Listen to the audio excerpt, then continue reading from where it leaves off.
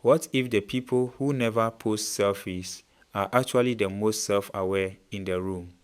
The reason might surprise you. We live in a time where visibility feels like proof of existence. You travel somewhere beautiful, and within minutes, the first instinct isn't to sit with the moment, it's to photograph it, to frame it, to share it. And if you don't, people notice. They ask, why aren't you on Instagram? Do you have something to hide? But here's the question worth sitting with.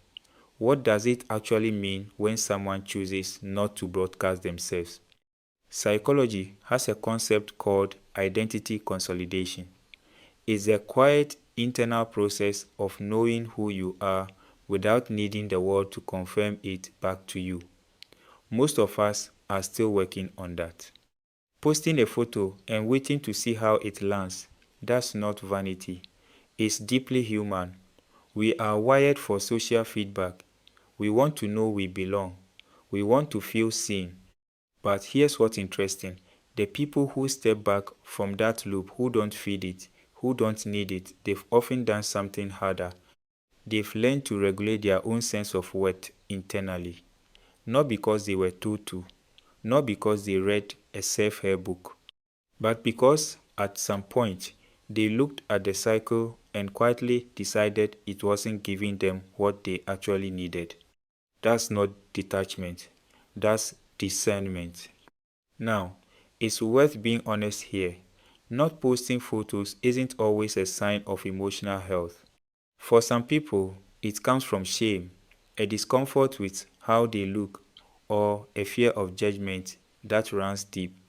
For others, it's a kind of guardedness, a wall, not a boundary.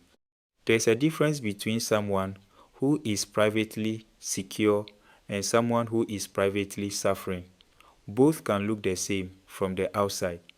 But when it comes from a grounded place, when someone genuinely doesn't need the external validation loop, what you are often looking at is a person who has developed something rare: the ability to have an experience without immediately converting it into content. Think about that for a moment. To go somewhere beautiful, feel something real, and let that be enough. Not to perform it, not to package it, just to live inside it. That's a form of presence that most of us are slowly losing. There is a concept in psychology called ego depletion.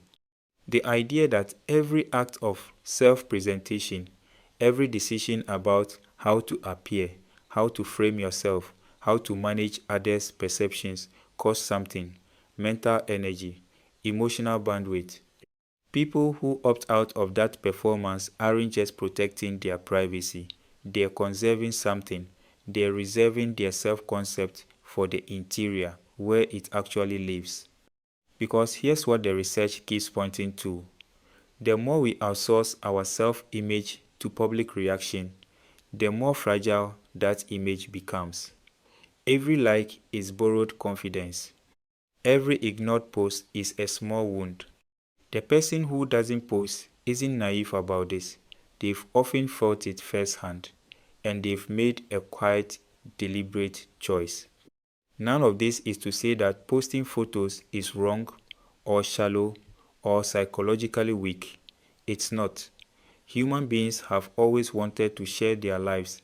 That desire is ancient and legitimate. The issue isn't sharing. The issue is dependency, needing the response in order to feel okay about the experience itself. What the people who step back seem to understand, whether they could articulate it or not, is this: the moment you stop needing the world to validate your experience, the experience gets bigger, quieter, more yours. They're not hiding, they're not antisocial, they're not judging the rest of us. They're just full in a way that doesn't require an audience. And in a world that is loudening by the day, that kind of stillness isn't a flaw. It might be the most radical thing a person can choose.